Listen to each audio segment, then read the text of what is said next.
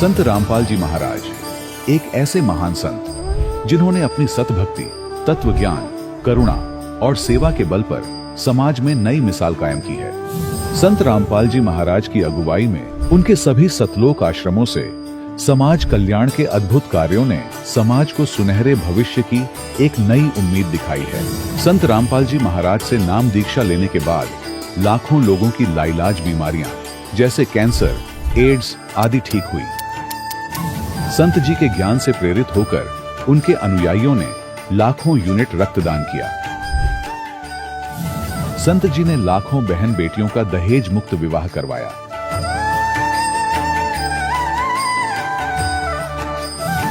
संत जी ने लाखों लोगों का नशा छुड़वाया, करोड़ों उजड़े परिवार बसे।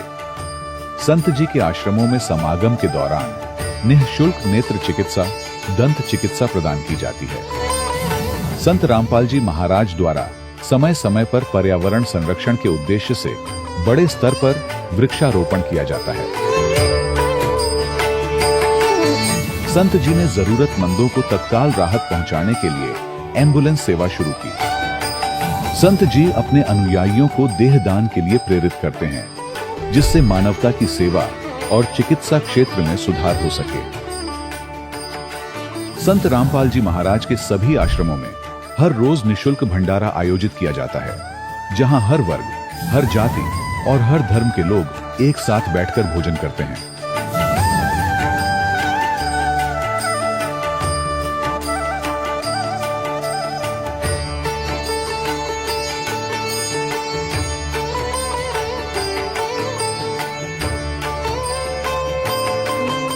संत रामपाल जी महाराज की अन्नपूर्णा मुहिम ने गरीब और बेसहारा लोगों के जीवन में एक नई ऊर्जा और उम्मीद को जन्म दिया है। घर घर खाद्य सामग्री और जरूरी मदद पहुंचाकर संत रामपाल जी महाराज ने लोगों को दुख और मजबूरी से लड़ने की ताकत प्रदान की है।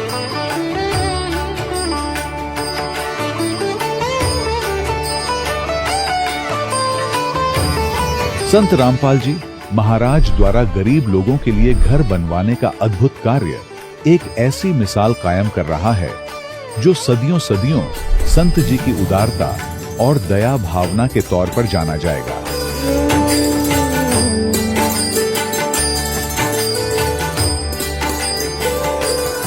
संत रामपाल जी महाराज के आश्रम में हजारों बुजुर्गों को सम्मान और प्यार के साथ जीवन जीने का अवसर मिलता है। उनके खाने, रहने और स्वास्थ्य की पूरी जिम्मेदारी संत रामपाल जी महाराज उठाते हैं। अनाथ बच्चों के लिए संत रामपाल जी महाराज के सभी आश्रम किसी वरदान से कम नहीं।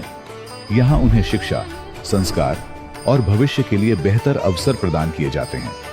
चाहे बाढ़ हो, भूकंप या महामारी, संत रामपाल जी महाराज और उनके अनुयायी हमेशा ही जरूरतमंदों के लिए सबसे आगे खड़े रहते हैं। कोविड महामारी के दौरान संत रामपाल जी महाराज के आश्रमों से करोड़ों लोगों के लिए भोजन, दवाइयां और जीवन रक्षक सामग्रियां उपलब्ध कराई गई। चाहे गरीब की मदद हो या किसी शोषित और पीड़ित वर्ग के हक और सम्मान की लड़ाई, संत रामपाल जी महाराज ने हमेशा ही उनकी दबी आवाज को सरकारों तक पहुंचाया है और उन्हें उचित न्याय दिलवाने में अहम भूमिका अदा की है। समाज में आध्यात्मिक और सामाजिक मूल्यों के प्रति जागरूकता लाने में संत रामपाल जी महाराज हर कदम पर मानवता के सच्चे सेवक साबित हुए हैं। संत रामपाल जी महाराज का जीवन हमें सिखाता है कि सच्ची सेवा वही है जो निस्वार्थ भाव से की जाए। आइए हम भी इस महान सेवा के कार्य में इस महान संत से जुड़ें और संत रामपाल जी महाराज से नाम दीक्षा लेकर अपने जीवन को धन्य बनाएं।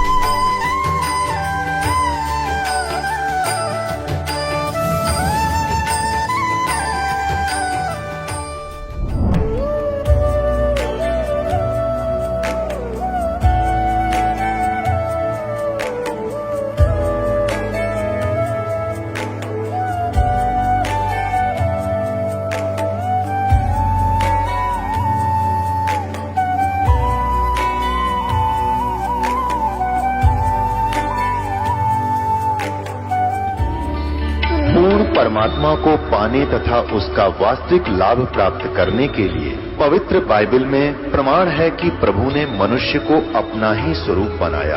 6 दिन में सृष्टि रचकर 7वें दिन विश्राम किया। कुरान शरीफ में प्रमाण है कि हजरत मोहम्मद को खुदा स्वयं कह रहे हैं कि मैंने तुम्हें उस परमात्मा की महिमा बताने के लिए भेजा है।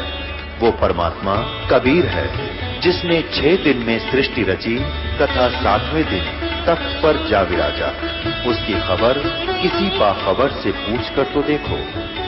कृपया अवश्य सुनिए जगत गुरु तत्वदर्शी संत रामपाल जी महाराज के अमृत वचन। सत साहिब दर्शकों, जब इंसान जीवन के हर मोड़ पर सुख की तलाश में मंदिर, गुरुद्वारे और अलग अलग देवी देवताओं की उपासना करता है और इतनी साधनाओं को करते करते भी अगर मन को शांति व परिवार को सुख, समृद्धि और निरोगी काया ना मिले तो वो इंसान जिंदगी से परेशान होकर उस सच्चे परमपिता की तलाश करने लगता है।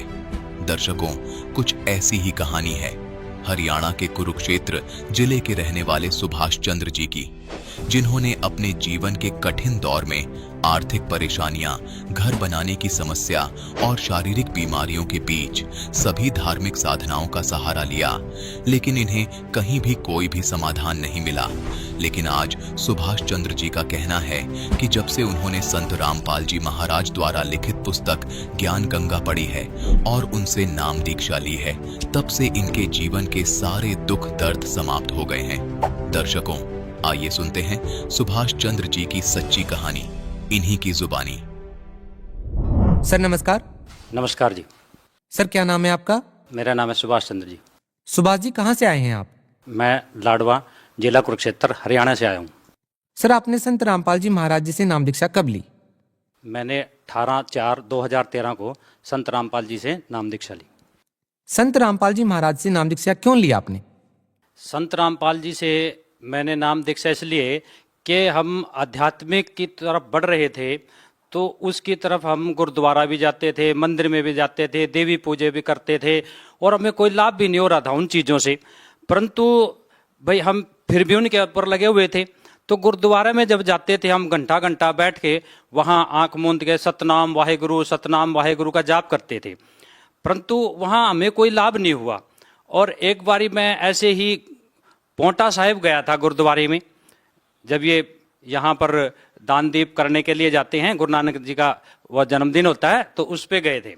तो वहाँ मुझे एक ज्ञान गंगा नाम की पुस्तक मिली और मैंने वो ज्ञान गंगा पुस्तक पढ़ी और उसमें फिर मुझे पता चला कि भी संत रामपाल जी का ये ज्ञान है। उससे फिर मैंने संत रामपाल जी से नाम दीक्षा ली। सर संत रामपाल जी महाराज जी से नाम दीक्षा लेने के बाद आपको क्या क्या लाभ मिले? संत रामपाल जी से नाम दीक्षा लेने के बाद मुझे सबसे बड़ा लाभ कि मेरे घर जो था वो एक हिस्सा खुला था और दूसरा पड़ोसियों ने ऊपर मकान बना लिया और उनमें ना बड़ी बड़ी खिड़कियां रख दी मेरी तरफ।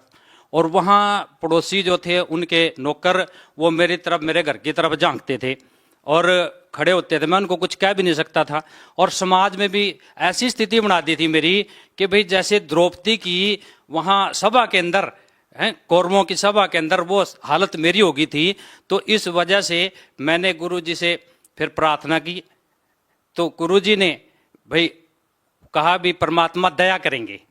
तो उसके बाद परमात्मा की दया से, संत रामपाल जी की दया से मेरा मकान बन गया और उससे मुझे ये लाभ हुआ एक। तो दूसरा लाभ कि भाई मेरी आर्थिक स्थिति जो थी बहुत खराब थी, मेरे पास मकान बनाने के लिए पैसे भी नहीं थे। तो उस वजह से वो पड़ोसी भी ये कहते थे इसके पास तो कुछ है ही नहीं।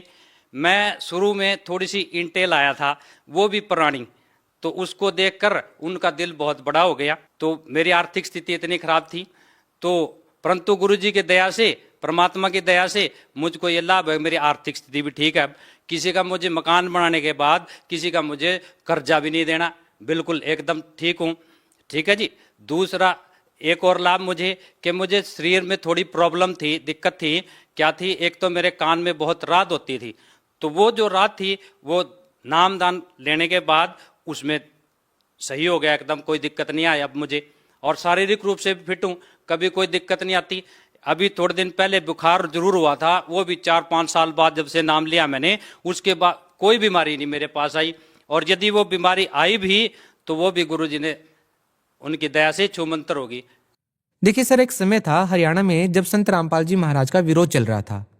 उस समय ऐसा था कि संत रामपाल जी महाराज के मानने वालों की संख्या बहुत कम थी। लेकिन सर हम बात करें आज की, तो सर ज्यादातर समाज के लोग संत रामपाल जी महाराज के साथ खड़े हैं।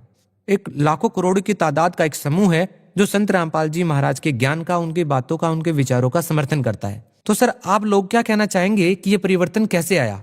आखिर कैसे लोगों की जो भावनाएं थी, लोगों की जो सोच थी, उनमें इतना जल्दी परिवर्तन आना शुरू हो गया? क्या कहना चाहेंगे आप? आज का जो समाज है वो पढ़ा लिखा समाज है, शिक्षित समाज है, वो सारी चीज़ें देखता है, समझता है, और इस शिक्षा के कारण ही कि उन्होंने वो सब चीज़ें देखी हैं, पढ़ी हैं, पुस्तकों में, टीवी पे देखा हुआ क्या है वहाँ, तो इस कारण जो आज वो सारे समझ रहे हैं लोग, और वो गुरुजी के साथ, हमारे संत रामपाल जी के साथ जुड़ रहे हैं। सर आप भगत समाज को क्या संदेश देना चाहेंगे? भगत समाज को मैं यही संदेश देना चाहूँगा कि भाई आप सभी लोग शास्त्रों के अनुसार जो हमारे गुरुजी ज्ञान देते हैं, पहले तो ज्ञान सुने, फिर उस ज्ञान का मिलान करें, उसको समझें, और जब आपको पूरी तसल्ली हो जाए, तसल्ली करने के बाद आप गुरुजी से, हमारे संत रामपाल जी से नाम लें और अपना कल्याण करवाएं। जी बहुत बहुत धन्यवाद। धन्यवाद। दर्शकों, अभी आपने सुने संत रामपाल जी महाराज से दीक्षा प्राप्त करके सुखी हुए भक्त के अनुभव। अब देखिए जगत गुरु तत्वदर्शी संत रामपाल जी महाराज के मंगल प्रवचन। ये नीरू नीमा दो जुलाहे थे, ये द्वापर युग में सुदर्शन भगत के माता पिता थे।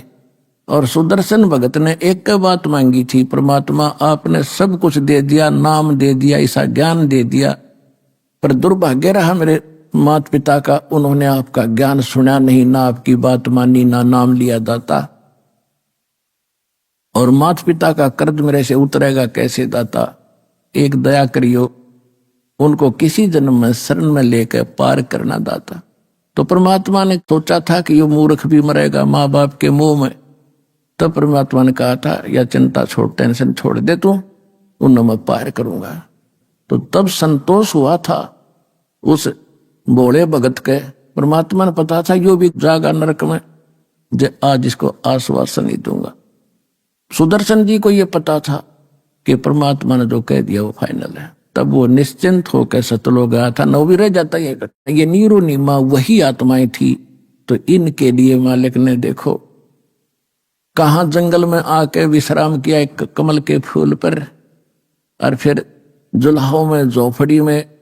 आज से 600 वर्ष पहले क्या स्थिति थी आम नागरिक की अपने हिंदुस्तान के अंदर, और वो शूद्र जाति वहां कैसे रहते थे, कैसा वहां पर भेड़ बकरियों का मलमूत्र बांस उठी रहा करती, बदबू आती थी, बेड स्मेल होती थी, और वहां भी रहे मालिक हमारे लिए। और हम इतनी भांग पिए पड़े हैं काल के जूठे चोचलों की, हम भगवान को पहचान नहीं पा रहे। तो अब आपकी पहले भांग उतारी जाएगी ये एंटीबायोटिक सत्संग सुना के, और फिर आप भगवान पहचानोगे। परमात्मा कहते मात पिता मेरे कुछ नाही, ना मेरे गरदासी, और मैं जुल्हे का सुत आण कहाया, और यू जगत करे मेरी आसी।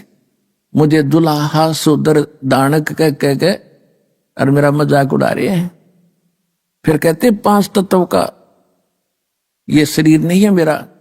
यजुर्वेद अध्याय नंबर 40 के मंत्र 8 में उसमें लिखा है कि सपरि आगात कबीर मनीषी शुक्रम अकायम ऐसनाविरम। कबीर परमेश्वर सर्वज्ञ है, मनीषी माने विद्वान सर्वज्ञ, और उनका शरीर शुक्रम अकायम ऐसनाविरम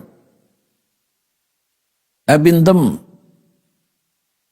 उसका शरीर जो मालिक का है वो स्नायु वाला नहीं है, और माता पिता से बनी हुई काया नहीं है, शरीर से शुक्र से बनी हुई काया नहीं है। माता पिता के शुक्र से, रज बीरज से बनी हुई उसकी काया नहीं है। अब इन अनाड़ी ऋषियों ने 40वें अध्याय के 8वें श्लोक को कैसे गलत डिफाइन कर दिया, शुक्रम अकायम, कि वो अकायम है। और शुक्रम क्यों कहा फिर उसने? शुक्रम शब्द किस लिए लगा दिया? कायम शब्द पर्याप्त था, फिर क्यों ऐसनाविरम माने उसके नर्वस सिस्टम नहीं है, स्नायु नहीं है। असनाविरम शुक्रम अकायम, शुक्र से बनी हुई काया नहीं है और उसमें नाड़ी तंत्र नहीं है। वो स्वयंभू है, प्रिभू है, सबसे पहला परमात्मा है। सप्रियागात, सबसे पहला देहधारी वही है। सप्रियागात यानी सबसे पहला देहधारी वही परमात्मा है। और उसका शरीर कैसा है? वो शुक्रम अकायम सनाविरम, वो माता पिता के शुक्र से बना हुआ उसका शरीर नहीं है, नाड़ी तंत्र उसके अंदर नहीं, लेकिन है साकार, वो स्वयंभू है, उसका कोई जनक नहीं है। तो यहां बताते हैं 5 तत्वों का धड़ना मेरे में जानो ज्ञान अपारा, पर सत्स्वरूपी नाम साहिब का ओ ही नाम हमारा। यानी असली नाम परमात्मा का कबीर साहब है, और वो कहते वो ही नाम है मेरा असली नाम, ये समझ लो।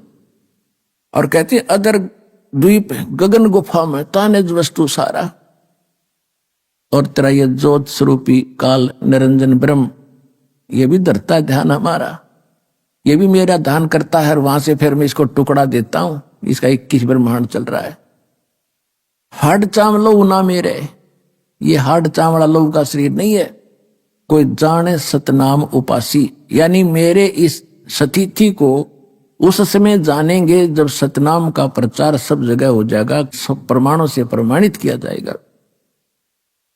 और तारण तरण अभय पद दाता, मैं हूं कबीर अविनाशी, कि मैं हूं तारण तरण अभय पद देने वाला, सतलोक ले जाने वाला, मैं कबीर अविनाशी हूं, वास्तव में मैं परमात्मा हूं।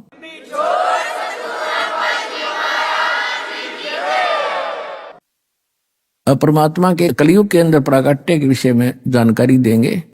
पहले थोड़ी भूमिका बनाते हैं कि नीरू और नीमा, जिनको परमात्मा लहर तारा तालाब काशी नगर यानी बनारस में मिले थे तालाब में, वो कौन थे ये आपको पहले बता भी दिया। ये द्वापर युग के अंदर भगत सुदर्शन जी के माता पिता थे। इन्होंने उस समय परमात्मा के ज्ञान को स्वीकार नहीं किया था, ना नाम लिया था।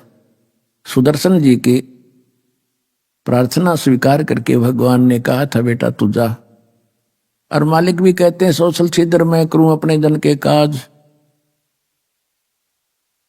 जो जन मेरी शरण है ताका हूं मैं दास, और गेल के लाग्या फिरूं जब तक धरती आकाश। और कहते भक्ति बीज होए जो हंसा, तारों तास के कोत्र वंशा। जो भक्ति मेरे ज्ञान को स्वीकार करके इस भक्ति के बीज को स्थापित कर लेगा, उसकी 101 पीढ़ी को पार करूंगा, यह भगवान का वचन है।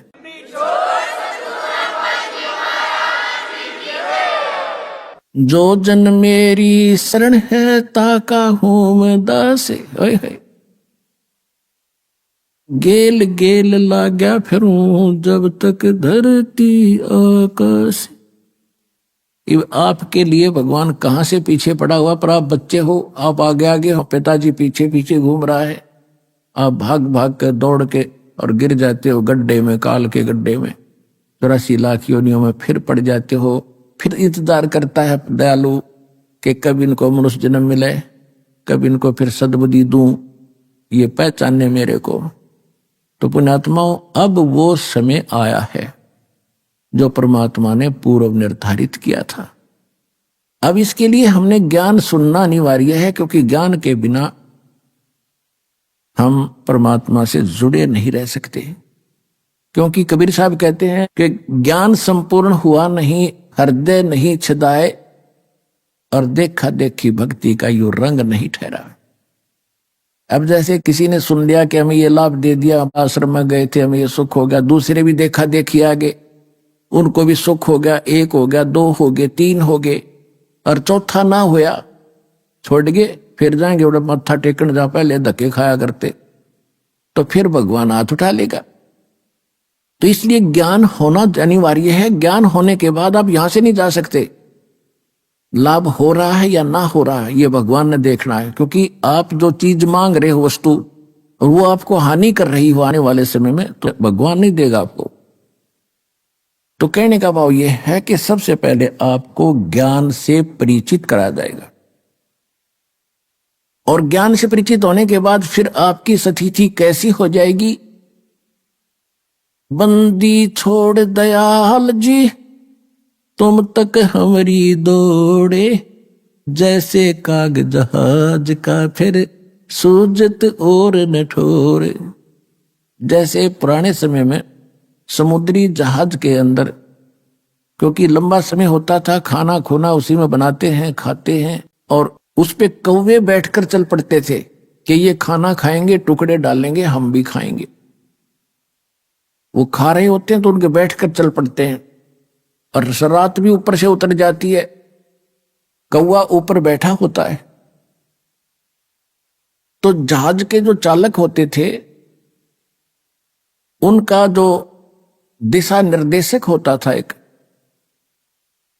वो इंस्ट्रूमेंट होता था नॉर्थ साउथ बताने वाला, उसको लेकर चलते थे, उसी आधार से अपनी दिशा निर्धारित करके वो चलते रहते थे। तो रात्रि के समय कई बार क्या होता था, कोई समुद्र में चुंबकीय चट्टानों के कारण दिशा निर्देशक जो होता था वो अपनी दिशा बदल जाता था, और अपने उस दिशा निर्देशक को जांच करने के लिए उनके पास एक फार्मूला था देसी, कि कौवे के अंदर परमात्मा ने एक ऐसा गुण दे रखा है कि वो बेशक रात ऊपर तो चली गई, लेकिन वो अंदर ही अंदर ये दृष्टि रखता है कि मैंने यहां से खतरा होगा तो मैंने वापस भागना है वहीं पर जहां से मैं चला हूं। तो वो दिशा याद रखता, वो भूलता नहीं। ऐसा कंप्यूटराइज कर रखा है भगवान ने इस कौवे को। तो वो अपने उस इंस्ट्रूमेंट का जांच करने के लिए चालक क्या करते थे, उस कौवे के डले मारते थे, उसको विवश कर देते थे जहाज से उड़ने के लिए, और वो चलता था उड़ के फिर सीधा अपने उस जहां से वो चला था उसी दिशा में सीधा चलता है। जहाज वालों का तो इतना ही काम था, किसी ये देख लियो कौन सी दिशा में जा रहा है, तो वो पूर्व दिशा से चले थे तो पूर्व दिशा को चलेगा, तो वो सीधा कर लेते अपने जहाज को कि हम अब ठीक चल रहे। और जब कौवा 100-200 फुट 400 फुट उड़ता है, उसको कहीं और ठिकाना दिखाई नहीं देता उस जहाज के अतिरिक्त। अगर जहाज के अतिरिक्त वो कहीं बैठता है तो डूब कर मरे उस पानी में, जल में। इसलिए वापस आकर उसको जहाज पर ही शरण लेनी पड़ती है, उसको कहीं ठिकाना और दिखाई नहीं देता। तो इसी प्रकार जब आपको कंप्लीट ज्ञान हो जाएगा इस कबीर भगवान का, आपकी स्थिति ऐसी हो जाएगी कि सतलोक आश्रम बरवाला के अतिरिक्त इस पृथ्वी पर कितना बचाव का स्थान नहीं है, इस काल के बहुजल में डूबन का ही।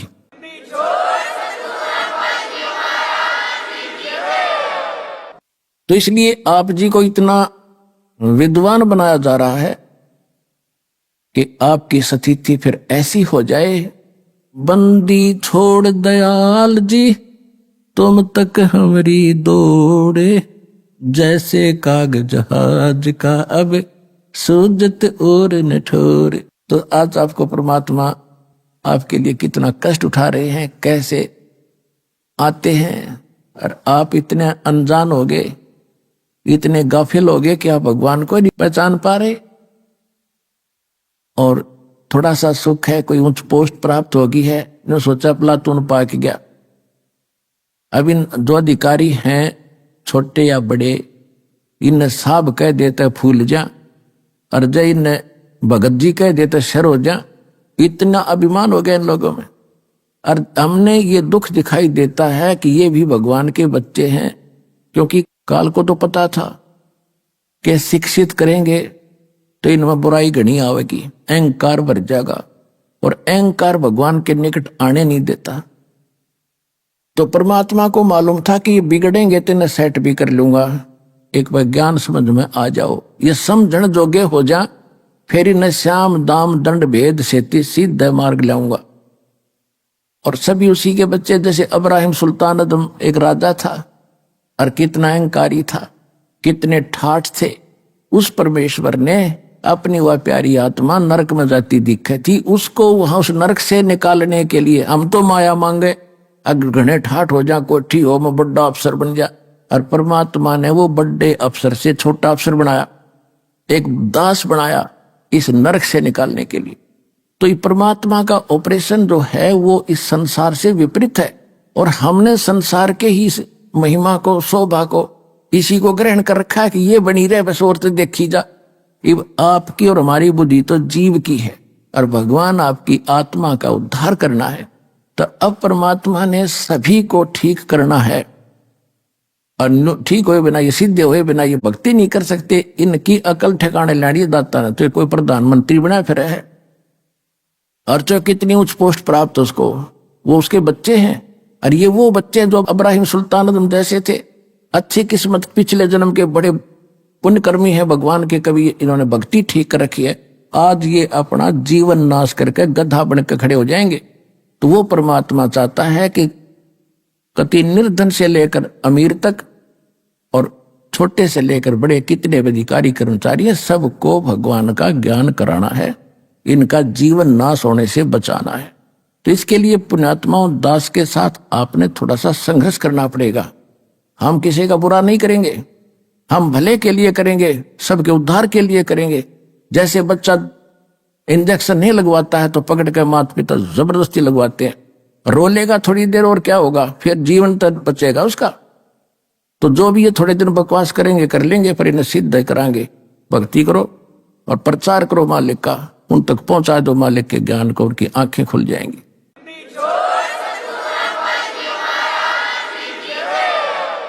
परमात्मा इसीलिए आते हैं। ये नीरू नीमा उसी जन्म में गौरी शंकर और सरस्वती नाम के ब्राह्मण ब्राह्मणी थे। इनका दोनों का संयोग फिर पति पत्नी का ही था। गौरी शंकर पुरुष का नाम था। ये बहुत अच्छा नेक व्यक्ति था, अच्छा ब्राह्मण था, किसी को गुमराह नहीं करता था, ना ये श्राद्ध श्रूद के चक्कर में ये नहीं पड़ता था। केवल शिव भगवान की कथा करके जनता को ज्ञान समझाता था, भगवान की महिमा बताता था जैसा इसको पता था, और उससे जो भी दक्षिणा आती थी उससे अपना निर्वाह करता था। और फिर भी कोई पैसा बच जाता था तो भंडारा करता था, धर्म में लगाता था। ऐसा नेक ब्राह्मण था और इसकी महिमा घनी होगी थी। बाकी तो रोजी रोटी वाले ब्राह्मण थे, तेरे ये करड़ाई आ गई है, तेरे ऊपर ये संकट है, इतने पैसे धर दे, इतने दान कर दे, फलाना कर दे, ये अटपट करणीय थे। तो उनकी महिमा कम होती जा रही थी और गौरी शंकर की यजमानों की संख्या बढ़ती जा रही थी। और पहले ये हमारे ब्राह्मण लोग शिक्षा इसीलिए ग्रहण करते थे कि हम ज्यादा इनकम कर सकेंगे। को काशी विद्यापीठ पर कहा जाता था, तो उस क्षेत्र में उसी से सब अपनी क्रियाएं कराते थे, उसके खूब धन इकट्ठा होता था। जैसे आज शिक्षा का क्या उद्देश्य है, चाहे कोई डॉक्टर बनता हो, चाहे कोई इंजीनियर बनता है, और कोई किसी प्रकार की भी जो करता है, चाहे कोई वकालत करता है, तो वो यूं सोचा घनी माया कमाऊंगा, और कौन से ट्रेनिंग में कौन सी कोर्स करने से घनी माया मिलेगी। अब इतना उद्देश्य, बेशक चाहे कोई मानो चाहे मत मानो, इतना ही उद्देश्य लेकर पढ़ रहे हैं। फिर क्या है कि इसी प्रकार पहले ये ब्राह्मण लोग पढ़ा करते थे, अपने बच्चों को पढ़ा करते थे कि काशी विद्यापीठ पढ़ कर आ गया तो घनी कमाई करा करेगा, ठाठ हो जाएंगे। तो इसी कारण से उन ब्राह्मणों को ईर्षा होगी उस गौरी शंकर से। उधर से उस मुसलमान धर्म के जो राजा लोग थे वो दिल्ली के शासक रहे लगातार कंटिन्यू। तो मुसलमानों को पता चला, काजी और मुल्लाओं को, कि हिंदू धर्म का सबसे ज्यादा प्रचार ये गौरी शंकर कर रहा है। और उनको ये भी मालूम हुआ कि जो अन्य धर्म गुरु हैं वो सारे इसके विरोधी हैं। उसका फायदा उठाकर उन्होंने गौरी शंकर सरस्वती को जबरदस्ती मुसलमान बना दिया। उनके घर में अपना जूठा पानी छिड़क दिया, उनके मुंह में डाल दिया, और सब देखने वाले देख रहे थे। उन ब्राह्मणों को पता चला जो इससे ईर्ष्या रखते थे, उन्होंने सब जगह पंचायत करके कह दिया कि गौरी शंकर मुसलमान हो गया, इसको धर्म से जाति से निकाल दिया, इसको गंगा में स्नान करना बंद, इससे कोई भाईचारा बंद, और इसके नाते रिश्ते बंद। अब वो ऐसा ही हो गया और उसके पास कोई चारा बचा नहीं। गौरी शंकर सरस्वती के पास उन्होंने मुसलमान धर्म स्वीकार करना पड़ा। अब समस्या आ गई रोजी रोटी की। पहले तो दक्षिणा आती थी, अब उन्होंने सोचा भी सस्ते में कौन सा काम शुरू हो। उन्होंने कपड़ा बुनन का काम सबसे आसान लगा। उसमें कोई पैसा नहीं लगता, 4 लकड़ के लठ गाड़ने होते हैं डंडे खुट्टे से, और तार पूरा अपना शुरू कर दिया। एक लिया के वो छोटा सा काठ का बना होता है लोहे का, बस उससे उसका गुजारा शुरू कर दिया। फिर भी इतने नेक थे कि अपना गुजारा करते थे, बच जाता था धर्म पुण्य पर। जैसा भी उस धर्म का ज्ञान था उसी तरह लगाने लगे। अब परमात्मा अपने पूरे वचनानुसार उनको आके संभालना ही था, और उसके साथ साथ फिर अपनी जो लीला वो करते हैं प्रत्येक युग में, वो भी करनी ही थी। इससे पहले थोड़ा ये बताना अनिवार्य होगा कि नीरू और नीमा उनके नाम रख दिए। गौरी शंकर का नाम रख दिया नूर अली, उसको शॉर्टकट में नीरू कहा करते थे। और सरस्वती का नाम रख दिया नियामत, तो उसको कहने लगे नीमा। तो नीरू नीमा का गंगा घाट पर स्नान करना बंद कर दिया हिंदुओं ने, धर्म गुरुओं ने। तो उन्होंने सोचा कि कोई ऐसा स्थान खोजें जहां गंगा का ही जल बाहर आ रहा हो। तो एक लहर तारा नाम का एक सरोवर था, जिसमें गौ घाटों के ऊपर से, जहां गौ घाट बने होते थे, उनके ऊपर के वर्षा के दिनों में ओवरफ्लो होकर दरियाएं चलती हैं, तो तब झालों से उछल उछल कर जल और एक सरोवर का रूप ले लेता था, धारण कर लेता था। फिर वो सारा वर्ष बड़ा निर्मल जल रहता है, क्योंकि गंगा के जल में एक विशेषता है, वो खराब नहीं होता, बहुत स्वच्छ और निर्मल जल, उसमें कमल के फूल उगाए होते हैं।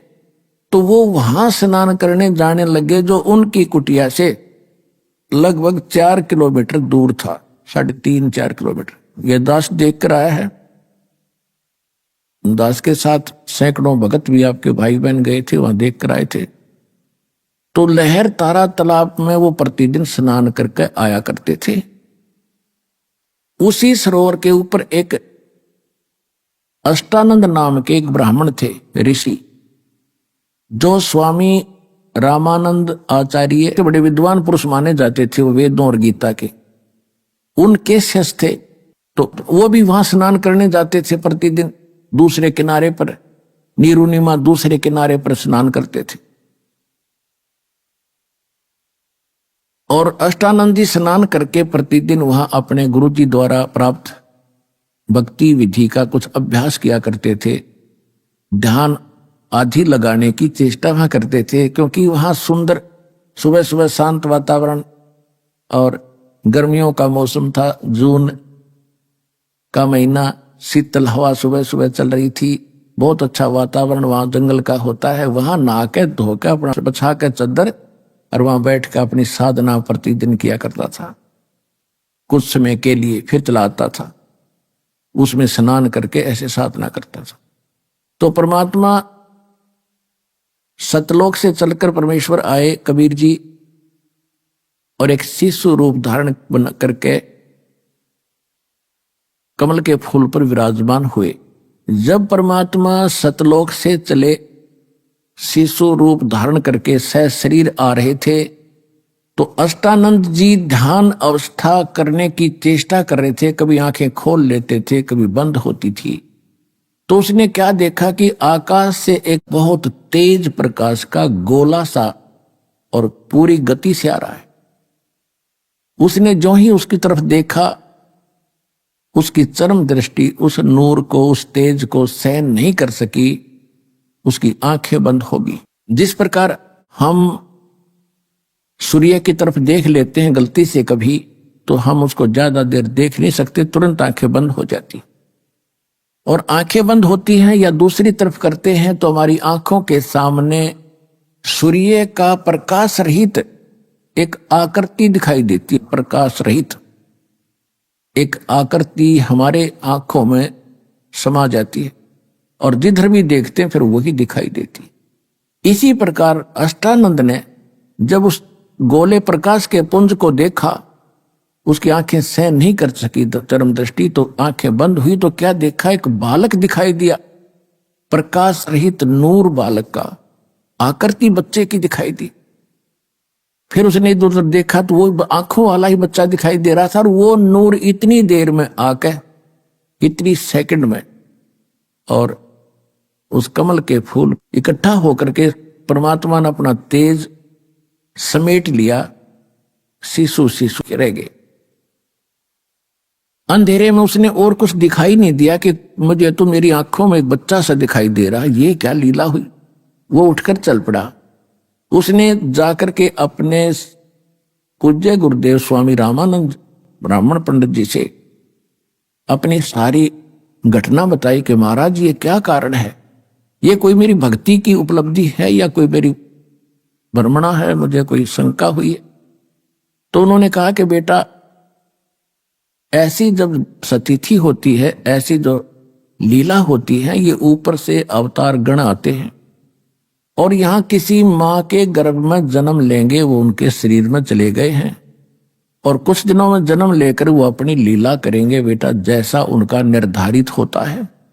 अब स्वामी रामानंद जी को इतना ही ज्ञान था कि ये जिनको भगवान मानते हैं, श्री राम श्री कृष्ण आदि, और जितने भी 9 अवतार मानते हैं, 24 मानते हैं, ये सभी मां से ही जन्म लेते हैं, लेकिन उनको वो ज्ञान नहीं है कि भगवान तो वो है जो मां से कभी जन्म लेता ही नहीं।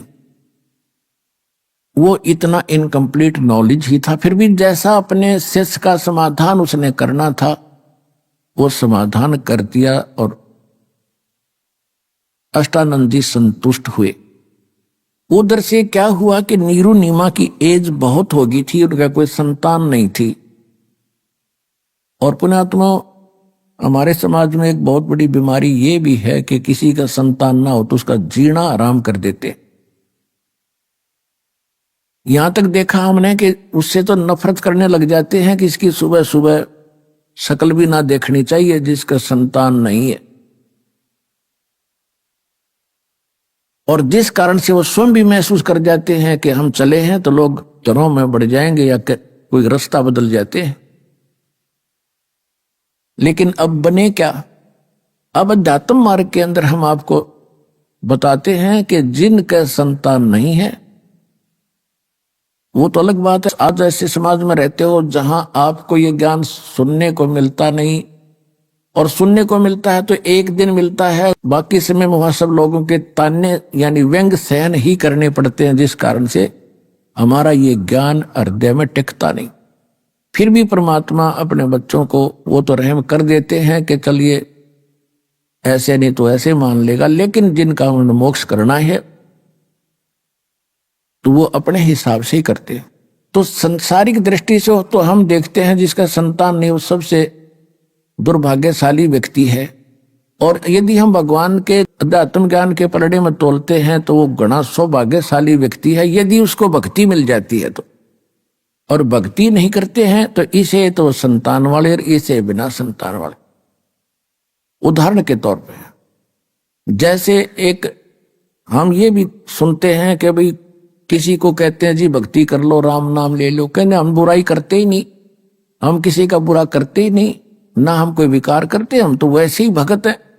देखो 2 एकड़ जमीन है, 1 एकड़ तो संवार रखी है बाग है ट्रैक्टर हल से, और बिल्कुल घास रहित कर दिया, अड़ंगा काट दिया सारा, और बा दी कति समार दी, और एक में अड़ंगा भरा पड़ा है सारा, झाड़ जंखाड़ बोझड़े कांटे सब। यदि उस समारे हुए में यानी जो कहते हैं हम बुरा नहीं करते, हम तो किसी की आत्मा नहीं दुखाते, हम कोई बुराई नहीं करते, तो वो है नो सोच ले समरा हुआ खेत। और दूसरे जो बुराई करते हैं, चोरी करते हैं, डाके डालते हैं, और भी कोई बुराइयां करते हैं, शराब पीते हैं, वो है उसमें वो एकड़ जमीन जिसमें झाड़ बोझड़े उगे खड़े हैं। तो अगर उस समरे हुए खेत में भी बीज ना बीजा गया तो कोई वैल्यू नहीं उसकी, बराबर है दोनों के दोनों। तो कहने का भाव यह है पुण्यात्मा, जो ऐसी आत्माएं हैं उन्हें तो जल्दी काम बनेगा उनका, सारी बुराई पहले से दूर है। समरा समरा खेत बीज बोध उदास देगा आपको, भक्ति का कल्याण कराओ अपना आत्मा का।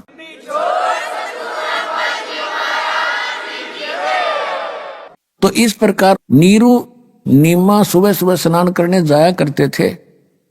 उस दिन पहले दिन ऐसी कोई रिश्तेदार आ गई दूर निकट की, जिसने नीमा के इंजेक्शन ला दिए पहले दिन। बताइए भगवान एक जातक तो देना था, एक बालक हो जाता था क्या तेरा भी समाज में सिर हो जाता, साझा हो जाता। बता बच्चे बिना कैसे जीवन जियोगे, बुढ़ापे में कौन तुम्हारी उंगली पकड़ेगा। तो ऐसे इंजेक्शन वो समाज के लग गए हुआ तो चली गई इंजेक्शन ला के, और नीमा सारी रात करवट बदलती रही। नींद नहीं आई है भगवान, बच्चा बिना क्या होगा, संसार में कैसे जिया जाएगा। नीरू ने उठाया कि चलो स्नान करने चलते हैं। वो चल पड़ी। रास्ते में रो रही है, बुरी तरह बिलख रही है कि हे भगवान क्या तेरे घर में, क्योंकि उस समय भी वो शंकर भगवान को हृदय से उतार नहीं सके थे। बेशक से मुसलमान भी बन गए थे और मुसलमानों वाली साधना भी वो कर रहे थे, लेकिन अंतःकरण में उनका भगवान शंकर की छाप न्यों की न्यों थी, और किसी भी आपदा के अंदर उसी से प्रार्थना किया करते थे। और कह रही थी, रो रही थी कि हे शंकर भगवान, क्या आपके घर में बच्चों की कमी होगी परमात्मा, एक मुझे भी दे देते तो मेरा भी संसार में साझा हो जाता। बुरी तरह रो रही थी। नीरू ने कहा कि नीमा, यदि हमारे भाग्य में होता तो भगवान दे ही देते। आंखें खराब कर लेगी रो रो के, कोई उंगली पकड़ने वाला है नहीं, और दूना दुख हो जाएगा, ना रो। ऐसे कहते कहते वो लहर तारा नामक उस सरोवर पर पहुंच गए। अष्टानंद वहां से जा चुका था। पहले नीमा ने स्नान किया। जब वो स्नान करके बाहर आ गई, फिर वो स्नान करने के लिए उतरा, और सुबह का जो उजियारा है शीघ्र ही एकदम साफ सा हो जाता। तो जब दोबारा नीमा गई लहर तारा तालाब के ऊपर उस वस्त्र को धोने के लिए जिसको बांध कर वो स्नान करके आई थी, किनारे पर पहुंची तो क्या देखा कि उस तालाब के अंदर कमल के फूल पर कोई वस्तु हिल रही है। परमात्मा ऐसे अपना एक पैर को हिला रहे थे। नीमा ने सोचा कि कोई सर्प ना हो, मेरे पति को ना डस ले। उसने और गौर से देखा, ध्यान से देखने से पता चला तो बालक है। तो उसने अपने पति से कहा, जी देखियो देखियो, देखो बच्चा डूबेगा, बच्चा कमल के फूल पर जल में। अब नीरू नहा रहा था ऐसे ऐसे करके, गोते लगा रहा था। वो कह रहा कि नीमा तो कति मेंटल होगी, तेरा दिमाग चल गया, अब तुझे जल में भी बच्चे दिखाई देने लगे। अभी आपने सुने संत रामपाल जी महाराज के मंगल प्रवचन। आइए अब सुनते हैं संत रामपाल जी महाराज से नाम दीक्षा लेकर सतभक्ति करके अद्भुत लाभ प्राप्त करने वाले अनुयायी के विचार। नमस्कार दर्शकों, ये कहानी है हरियाणा के झज्जर जिले में रहने वाले दलबीर जी की, जो पहले हिंदू धर्म में प्रचलित सभी साधनाओं को करते हुए भी अपने जीवन में अनेक समस्याओं से जूझ रहे थे। परंतु ऐसा क्या हुआ जो दलबीर जी ने सभी साधनाओं को त्याग कर जगत गुरु संत रामपाल जी महाराज से नाम दीक्षा ग्रहण की? और क्या नाम दीक्षा लेने के बाद इनकी सारी परेशानियां खत्म हुई? आइए सुनते हैं दलबीर जी की कहानी उन्हीं की जुबानी। नमस्कार सर। सत्साई जी। सर क्या नाम है आपका? मेरा दलबीर दास है जी। दलबीर जी आप कहाँ से हैं? मेरा गांव दुलेड़ा, जिला झज्जर, तहसील बहादुरगढ़। दलबीर जी आप क्या काम करते हैं? मैं CISF में सर्विस करता हूं जी। सर आप संत रामपाल जी महाराज की शरण में कब आए? सन 2000 में जुड़ा था सतगुरु रामपाल जी महाराज से। दलबीर जी संत रामपाल जी महाराज से नाम दीक्षा लेने से पहले क्या आप भक्ति साधना भी करते थे? मैं अन्य सभी देवी देवताओं की पूजा करता था। हमारे गांव में दुर्गा का मंदिर है, वहाँ भी जाता था दोनों टाइम। और खेत में हमारे में पित्तर की वो मंडी बना रखी है, वहाँ भी हम पूजते थे। सभी घरवाले पूजा करते थे। कोई भी त्यौहार मनाते थे तो वहाँ सबसे पहले मतलब भोग चढ़ाते थे, तब बाद में मतलब वो करते थे। तो और भी सभी कहीं हनुमान का व्रत और ये जन्माष्टमी का जो भी है सब साधना करता था, लेकिन कोई लाभ नहीं हो रहा था। हनुमान की पूजा, कभी शेरावाली की, कभी किसी की, जो जिसने बता दिया वही करता रहा, लेकिन कोई संतुष्टि जो मैं मेरी भावना मतलब इच्छा थी वो मैं सोचता था ये रास्ता मेरे लिए ठीक नहीं है, मेरे को कोई मतलब शांति नहीं मिल रही। तो इसलिए मैं करता रहा तो लेकिन लाभ कोई मेरे को नहीं हुआ। सर संत रामपाल जी महाराज की शरण में आने का क्या कारण बना, कैसे आना हुआ? मैं जी संत रामपाल जी महाराज की शरण में ऐसे आया, सतगुरु रामपाल जी महाराज गांव दुलेड़ा में सत्संग करने गए हुए थे, और सतगुरु जी ने सत्संग करते टाइम माइक की आवाज़ आ रही थी पूरे दूर तक, रात का सत्संग हो रहा था। तो मैं खेतों में था। जब मैं जैसे गरीबदास महाराज की वाणी बोली जाती है वहाँ भी मतलब ऐसी लगती है, तो मैं मेरे को वो आवाज़ सुन के ऐसा होया, मैं कहा ये ज्ञान है, ये सत्संग है, ये कहाँ पे हो रहा है, ये तो आवाज़ तो गांव की तरफ से आ रही है। तो मैं उसी टाइम रात में ही वहाँ से चला और मैं वो जगह ढूंढ लिया गांव में जिस घर में सत्संग हो रहा था। सतगुरु जी आए हुए थे, संत रामपाल जी महाराज सत्संग कर रहे थे, तो मैं आके सत्संग सुनने लग गया, बैठ गया। फिर सतगुरु रामपाल जी महाराज पवित्र शास्त्रों के माध्यम से ज्ञान बता रहे थे। मैं अगले दिन सुबह गया और सतगुरु रामपाल जी महाराज से नाम दीक्षा प्राप्त किया। सर, संत रामपाल जी महाराज से नाम उपदेश लेने के बाद क्या आपको कुछ लाभ भी प्राप्त हुए? सतगुरु रामपाल जी महाराज से नाम उपदेश लेने से पहले हुक्का पीता था और नाम उपदेश लेने के बाद मेरा हुक्का छूट गया और भी कोई जो भी मतलब विकार करता था सब छूट गए। और परमात्मा की दया ऐसी हुई, जब मैं खेती करता था सर्विस लगने से पहले, तो खेती में जो भी जहाँ भी मतलब मेहनत करके जो भी फसल बोता था उसमें सबसे अलग ही मेरा मेहनत का फल परमात्मा देखते थे, वो दिखाई देता था। ये मतलब सतगुरु रामपाल जी महाराज का शिष्य हैं। सभी बोलते थे, पड़ोसी भी, कि ये भाई इनकी फसल ऐसे है, ऐसे ही करते हैं और फिर भी सबसे अलग ही रहती है। और उसके बाद मैं सतगुरु रामपाल जी महाराज से उपदेश लेने के बाद सर्विस के लिए बहुत ट्राई किया, बहुत किया। लास्ट में मेरिट लिस्ट में छटता था, तो गुरुजियों से एक बार प्रार्थना लगाई थी, तो गुरुजियों ने बोला बेटा जो नहीं होया वो तेरे लिए अच्छा है। तो उसके बाद मैं पूछा नहीं गुरुजियों से, मैं सोच लिया जो मालिक का आदेश है, जो परमात्मा ने बोल दिया वो मेरे लिए अच्छा है। तो मैं लास्ट मेरा चांस था, एज मेरी पार हो रही थी, 2 महीने बचे थे, तो CISF की भर्ती निकली, ओपन भर्ती थी। मैं भर्ती में गया तो मेरे को सब कुछ अजीब सा लग रहा है। हर एक मैं किसी को जानता नहीं था, सभी मेरे से ऐसा व्यवहार कर रहे थे जैसे ये मेरे को पहले से ही जानते हैं। इतने प्यार से बोलते थे। इंस्पेक्टर और DC लास्ट तक मेरा नाम तक नहीं पूछा, लेकिन उन्होंने हर इवेंट पे मेरे साथ थे, ऐसे बोलते हाँ भाई पहलवान ये कर देगा, हो जाएगा। फिजिकल मेरा अच्छा हो गया और टेस्ट हो गया। टेस्ट होने के बाद मेरा इंटरव्यू हुआ। इंटरव्यू हो रहा था, जब कमांडेंट ने मेरे से क्वेश्चन पूछे वो तो मैं बताया जैसा भी मेरे से आया। और DC के पास गया, जब DC ने बोला बैठ पहलवान कुर्सी पे बैठ जा, तो मैं बोला नहीं जी ये हमारे लिए नहीं है। बोला नहीं बैठ बैठ, तो उसने 3 बार बोला तो मैं बैठ गया कुर्सी पे। तो उसने खाली और कुछ नहीं पूछा मेरे से, एक ही बात पूछा, बेटा नौकरी कर लेगा? मैं बोला सर नौकरी मिलेगी तो करेंगे, नौकरी के लिए तो मैं आया हूँ। तो बोला ठीक है, और क्या करता है अभी? मैं कहा खेती बाड़ी करता हूँ। बोला मतलब खेती बाड़ी कर रहा, वो शादी कर लिया? मैं कहा हाँ शादी भी हो गया जी। तो बोला पहलवानी क्यों छोड़ा तूने? माँ जी घर की सिचुएशन ऐसी थी और खेती बाड़ी कर रहा हूँ अब तो मैं कई साल से, और नौकरी मिली नहीं इसलिए मैं पहलवानी छोड़ दिया। तो बोला ठीक है जाके बैठ जा लाइन में। मतलब मैं वहाँ उठ के अपना बैठ गया वहाँ पे। तो मेरा 2 महीने के बाद मेडिकल लेटर आ गया और मेरे को मतलब मेडिकल में भी पास होया। जब मेडिकल कराने जा रहा था तो वो कमांडेंट लाइन में बैठा था। कमांडेंट ने मेरे को कमर में हाथ मार के बोला हाँ पहलवान ठीक है? मैं कहा हाँ सर ठीक हूँ।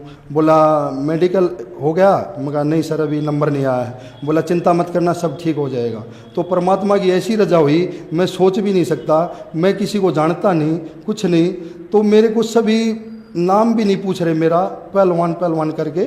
और मेरा मतलब मेडिकल में संत रामपाल जी महाराज की कृपा ऐसी हुई, मतलब अगले दिन परमात्मा ने ऐसा किया 7 के साथ ज्वाइनिंग लेटर दे दिया और बोला इतने तारीख को वहाँ हैदराबाद रिपोर्ट करना है। तो उसके बाद परमात्मा की ऐसी रजा हुई, जब मैं ये 9 साल नौकरी होगी मेरी, तब मैं ये विदेश के लिए मतलब UN मिशन हैती वहाँ नॉर्थ अमेरिका में पड़ता है, वहाँ के लिए हमारी CSF जाती है 140 आदमी 1 साल। 2008 से शुरू हुआ और 2018 तक गए हैं। तो मैं 2-3 बार कोशिश किया और हमारा जो मैं फायर में हूँ तो मैं फायर के उससे हमारी 2 ही वैकेंसी थी। तो 2 वैकेंसी में मैं सोचा भी था कि हमारा कहाँ नंबर आएगा, तो बाकी सब GD के थे। तो उसमें मैं ट्राई किया, मगर चलो परमात्मा का नाम लेके फार्म तो भर ही देता हूँ। उसमें शर्त कर रखी थी 5 साल सर्विस कंप्लीट और रिकॉर्ड बिल्कुल क्लियर होना चाहिए और ACR वेरी गुड से नीचे नहीं होना चाहिए। तो मेरा सब शर्त ठीक था, वो मैं भर दिया, फार्म आ गया मेरा। टेस्ट के लिए डेट आ गया, टेस्ट 2 बार दिया, 2 बार देने के बाद मेरा नंबर तो नहीं आया फिर, लेकिन मैं सोच लिया अब मैं नहीं भरूंगा फार्म। तो तीसरी बार मैं टेस्ट दे के आ गया और मेरे को उम्मीद भी नहीं था, मैं सोचा भी नहीं था, लेकिन मैं ये सोच लिया था अब मैं टेस्ट नहीं दूंगा। तो परमात्मा की ऐसी दया हुई, मेरे को एक सब इंस्पेक्टर ने मेरे को फ़ोन करके, मैं तो ड्यूटी में था, तो बताया, बोला दलबीर, बोला तेरा उसमें हैती में नंबर पड़ गया। मैं बोला सच में सर? बोला हाँ। बोला अरे तू, तेरे को पता नहीं? मैं बोला मैं तो, मेरे को मालूम नहीं अभी कब लिस्ट निकला है। तो परमात्मा सदगुरु रामपाल जी महाराज ने मेरे को ऐसे चमत्कार दिखाए, मतलब मैं सोच भी नहीं सकता। जो मैं ऐसा ही पढ़ा लिखा भी ज़्यादा नहीं हूँ, मैं मैट्रिक पास से भर्ती हुआ था और बाद में +2 किया था, और मैं एक मैट्रिक पास के उस थे, और परमात्मा ने, मैं खेती बाड़ी करने वाला, और मेरे को ये दिखा दिया बेटा तू चिंता मत कर, मैं तेरे साथ हूँ। तो ऐसे ऐसे मेरे साथ अनहोनी हुई है। बंदी छोड़ सदगुरु रामपाल जी महाराज ने ऐसे चमत्कार दिखाए, सभी मेरे से यूनिट में भी पूछ रहे हैं अब तेरी कोई खास जुगाड़ था, तेरा कोई पक्का मतलब जुगाड़ था इसलिए तेरा होया है कि किसका कैसे क्या किया तने? मैं बोला मेरा परमात्मा बंदी छोड़ सदगुरु रामपाल जी महाराज हैं, वो मालिक हैं, वो मतलब ऐसे जो चाहे सो कर सकते हैं। परमात्मा मैं सोच भी नहीं सकता, ऐसे मेरे को दिखाया परमात्मा ने। तो फिर सभी बोल गए भाई ऐसा तो मानना पड़ेगा, अब तो हम तो ऐसे मतलब अब तक तो ऐसे ही मान रहे थे तेरे गुरुजी को, लेकिन वाकई में तेरे गुरुजी जब हम तेरा ऐसे इसमें हो गया, अच्छे से अच्छे जो यूनिट से 10-12 लड़के गए थे उनका किसी का नहीं हुआ। और वैसे वहाँ तो 4-5 दिन चला था वो टेस्ट, उसमें पता नहीं कितने हज़ारों में लड़के आ रहे थे। तो उसमें हमारी 2 वैकेंसी में, और मेरा परमात्मा बंदी छोड़ सदगुरु रामपाल जी महाराज ने उसमें भी नंबर गिरा। और 2017 में मैं मार्च में गया और अप्रैल 2018 में वापस आया। 1 साल में विदेश के लिए भी मेरा परमात्मा बंदी छोड़ सदगुरु रामपाल जी महाराज की कृपा से वो भी मैं ड्यूटी करके आया बाहर। एक बार मैं कर्नाटक में पोस्टिंग थी मेरी, और मेरी कमर में इतना पेन हो रहा था, मैं बर्दाश्त नहीं हो रहा था, और मैं 1-2 बार दवाई ले लिया, लेकिन उससे थोड़ा आराम हो रहा है, अगले दिन फिर वैसे ही दर्द हो रहा है। तो मैं हॉस्पिटल गया, जाने के बाद उन्होंने बोला आपको MRI कराना पड़ेगा, अब तब देखेंगे। तो उन्होंने बोला आज ही करा के ले आओ, कल डॉक्टर आ रहा है बेंगलोर से, वो देख लेगा आपकी रिपोर्ट। तो मैं MRI करा के आया, शाम तक उनको रिपोर्ट ला के वापस डॉक्टर को दिखाया। तो डॉक्टर बोला कि आपका ऑपरेशन होगा पक्का, और जितना जल्दी होगा उतना जल्दी करा ले, नहीं तो इसमें आपको पैरालिसिस हो सकता है। तो मैं बोला सर वैसे नहीं हो सकता? बोला नहीं वैसे नहीं होगा। बोला आपकी अगर इच्छा है तो कल बड़ा डॉक्टर आ रहे हैं 2, एक बेंगलोर से आ रहा है, एक हैदराबाद से आ रहा है, उनको दिखा ले, अगर वो बोल देंगे वैसे मेडिसिन लेने से हो जाएगा तो हमको कोई दिक्कत नहीं। तो उसमें मैं अगले दिन टोकन लेके, नंबर आया मेरा 2 बजे, और सुबह मैं 9 बजे लाइन में लग गया था। तो उन्होंने देखा मेरा, जाते ही नाम पुकारा, बोला दलबीर, आप दलबीर? मैं हाँ सर दलबीर मेरा नाम है। बोला आपका तो बहुत मतलब क्रिटिकली केस है, इसमें ऑपरेशन के बगैर आप ठीक नहीं हो सकते। मैं बोला सर ऑपरेशन तो, कमर का ऑपरेशन बहुत ख़तरनाक है, मैं कैसे क्या करूँगा, मैं ड्राइवर हूँ, मैं गाड़ी कैसे चलाऊँगा? तो बोला ये तो कुछ नहीं, अब तो करा ले, नहीं तो जितना लेट होगा तेरे को मतलब पैरालिसिस होगा पक्का, तेरी रीढ़ की हड्डी में 1.5 इंच का गैप है। तो आपकी रिपोर्ट बता रही, हम नहीं बता रहे। तो मैं बोला सर ठीक है। मैं कहा कैसे, कितना क्या खर्चा आएगा इसमें? बोला 1 लाख रुपया खर्चा आएगा। और बोला आप क्या करते हो? मैं बोला मैं CI में जॉब मतलब सर्विस करता हूँ। बोले ठीक है, आपका 0 बैलेंस, मतलब खर्चा कोई नहीं होगा, वो CSF की तरफ से, प्लांट की तरफ से होगा। ठीक है सर। तो मैं वो बोला हम आपको वहाँ बेड खाली हो जाएगा तब आपको फ़ोन करेंगे, मेरा फ़ोन नंबर लेंगे। तो 1-1.5 महीने के बाद उन्होंने फ़ोन किया। तो उससे पहले मैं बंदी छोड़ सदगुरु रामपाल जी महाराज से सोच लिया मैं ऐसे ऑपरेशन नहीं कराऊंगा। तो परमात्मा के अरदास लगाई, तो मेरा जैसे अगले दिन मैं पूछा, मतलब अरदास लगाने के बाद भक्तों ने बताया कि कल पता कर लेना। तो मैं अगले दिन फ़ोन करके पूछा वहीं से ड्यूटी से, तो भक्तों ने बताया बंदी छोड़ सदगुरु रामपाल जी महाराज का आदेश है कि बेटा परमात्मा दया करेंगे और सब ठीक हो जाएगा, ऑपरेशन नहीं कराना। तो जैसे मेरे साथ इतना मेरा बुरा हाल हो रहा था कि मैं एक बैठ के खड़ा होने में भी मेरे को दिक्कत हो रही थी, रात में पैर सीधे नहीं होते थे मेरा। और मैं जैसे सुबह शिफ्ट जाते टाइम मेरे को जैसे फ्रेश होने के लिए बैठता था लेटरिन, तो मैं दीवार पकड़ के खड़ा होता था, इतना मेरे को था। तो जैसे अरदास लगाई परमात्मा बंदी छोड़ श्री गुरु रामपाल जी महाराज ने मेरी ऐसी पुकार सुनी, तो अगले दिन मैं सुबह जैसे उठा मतलब फ्रेश होके, तो मैं एकदम झटके से उठा। तो मैं सोचा कहीं मेरे साथ कोई वैसा तो नहीं हो रहा है, तो मैं फिर दोबारा बैठा, फिर उठा, फिर दूसरी बार बैठा, तीसरी बार फिर उठा। तो मेरे को ऐसा लगा जैसे मेरे ये दर्द कभी था ही नहीं। बंदी छोड़ सदगुरु रामपाल जी महाराज ने मेरे साथ ऐसी दया करी कि मैं क्या बताऊं, मतलब मालिक ने मेरे इतने दुख दूर किए। और मालिक ने असली मेन है कि मैं जो जिस चीज़ के लिए भटक रहा था, मैं हर जगह भटकता था, सभी से पूछता था भाई ये मनुष्य जन्म मिला है, ये मतलब इस मनुष्य शरीर में ही भक्ति जो हम करनी चाहिए, हमको कैसे पता चलेगा हम सही दिशा में जा रहे हैं, हम ये भक्ति जो कर रहे हैं, जो साधना कर रहे हैं वो ठीक है या गलत है, हमको कैसे पता चले। जब तक हमको ये नहीं मतलब संतुष्टि नहीं होगी कि भाई हमारा रास्ता सही है और हम सही दिशा में जा रहे हैं, हमको कैसे संतुष्टि मिलेगी। तो बंदी छोड़ श्री गुरु रामपाल जी महाराज की ऐसी दया हुई कि सन 2000 में उपदेश लेने के बाद जो सत्य ज्ञान था, अमृत ज्ञान था, पवित्र शास्त्रों के माध्यम से ज्ञान था, उसमें मैं 3 सत्संग सुने। मैं भी इस तरह नीच आत्मा था, मैं फर्स्ट बार सेकंड बार तो मतलब ऐसे ही सुन के वापस उठ के आ गया, और तीसरी बार बंदी छोड़ श्री गुरु रामपाल जी महाराज की कृपा हुई और जब मैंने उपदेश लिया और मेरे साथ ऐसे ऐसे चमत्कार हुए। छोटे मोटे तो लाभ इतने हुए हैं कि हम मतलब क्या बताएं, परमात्मा ने हर कदम पे मेरे साथ इतने चमत्कार दिखाए हैं। मेरे शरीर में कोई भी हरकत होती, कोई भी बीमारी आती, बुखार आ गया या छोटा मोटा कुछ हो गया, तो मैं एक बार बंदी छोड़ श्री गुरु रामपाल जी महाराज को नाम लेते ही मतलब याद करते ही मैं तुरंत मैं ठीक हो जाता था। और ऐसे मालिक ने मेरे को ऊपर इतनी रजा की है, पर बंदी छोड़ श्री गुरु रामपाल जी महाराज ने इतनी रजा की है, मालिक ने मतलब मेरा का जीवन सफल हो गया कि बंदी छोड़ श्री गुरु रामपाल जी महाराज की शरण में आने के बाद मेरे को समझो इस मनुष्य जन्म का मतलब असली जो लाभ मिलना था वो मालिक बंदी छोड़ श्री गुरु रामपाल जी महाराज के चरणों में आने के बाद मिला। सर, जो दर्शक आज आपको टीवी पर देख रहे हैं, आप उनको क्या संदेश देना चाहेंगे?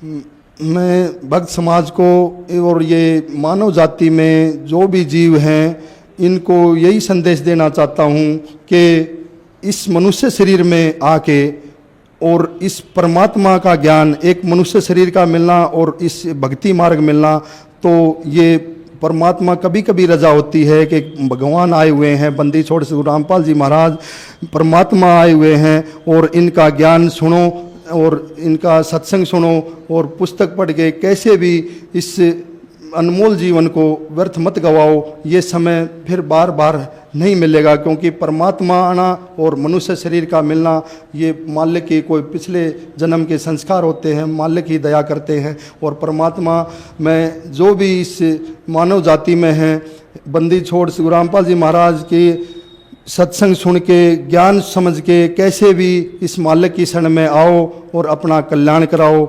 ये नहीं तो मनुष्य जन्म व्यर्थ गंवाने से ऐसे ही पशु की तरह जीने के जाना पड़ेगा।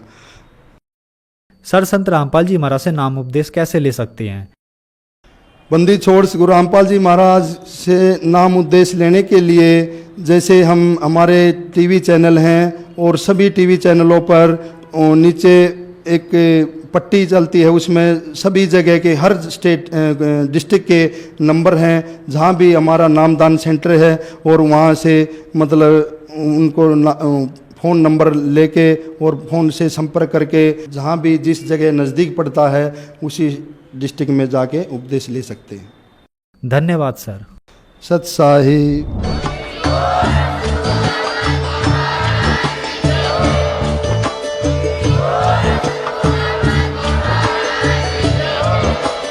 आप सुन रहे थे जगत गुरु तत्वदर्शी संत रामपाल जी महाराज जी के मंगल प्रवचन। अधिक जानकारी के लिए विजिट कीजिए हमारी वेबसाइट www.jagatgururampalji.org। संत रामपाल जी महाराज जी के शुभ आशीर्वाद से पूरे विश्व भर में 500 से भी ज्यादा नाम दीक्षा केंद्र हैं, जिन पर संत रामपाल जी महाराज जी द्वारा ऑनलाइन निशुल्क नाम दीक्षा दी जा रही है। अपने नजदीकी नाम दीक्षा केंद्र का पता करने के लिए संपर्क करें 8222880541।